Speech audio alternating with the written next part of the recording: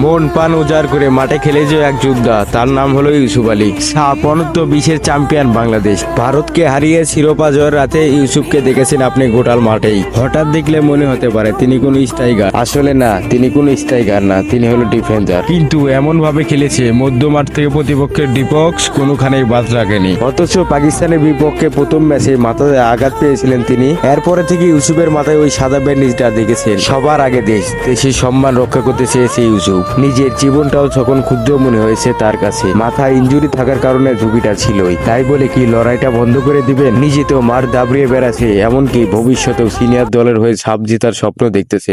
ইনশাল্লাহ ভবিষ্যতে senior sub champion জয়লাভ করতে চাই। ইউসুফেরা মালদ্বীপে খেলেছেন 4 ম্যাচ। পাকিস্তানের সাথে 2-0 গোলে জেতার পরেই বাংলাদেশের খেলায় মুগ্ধ হয়েছিল সবাই। ইউসুফের খেলাও সেদিন থেকে নজর কাটতে শুরু করে। লম্বা চড়া গরমে এই ডিফেন্ডার প্রতিপক্ষের হুমকি হয়ে ওঠে, কিন্তু মাথায় হওয়া ইনজুরিতে কিছুটা শঙ্কা তৈরি হয়। যদিও ওই শঙ্কা কাটে পাকিস্তানের বিপক্ষে ব্যান্ডিজ নিয়ে লড়ে গেছে ইউসুফ। এরপরে গ্রুপ পর্বে ভারতের সাথে ড্র, সেমিফাইনালে নেপালের বিপক্ষে জয় শেষে ফাইনালে ভারতকে হারিয়ে শিরোপা আদায়। সব ম্যাচে ইউসুফ আলীর মাথায় ছিল ওই সাদা ব্যান্ডেজ। পাত্তাই দেয়নি ওই মাথার আঘাতকে। ফাইনালে তো আরোই না, দেশের জন্য বরং সে সর্বোচ্চটা দিয়ে খেলেছে। যতদিন এই ফাইনালটা আপনার মনে থেকে যাবে, ততদিন ইউসুফের মাথার ওই সাদা ব্যান্ডেজটা আপনার মনে পড়ে যাবে। তিনি একজন ডিফেন্ডার হয়ে পুরো মাঠ খেলেছে। এক আহত যোদ্ধার মতো খেলে বাংলাদেশের ট্রফি আদায় করে নিয়ে এসেছেন। ইউসুফ আলীকে তো সেলুট দিতেই হয়। ইউসুফ আলীদের মতো কেউ জানি না হারায়।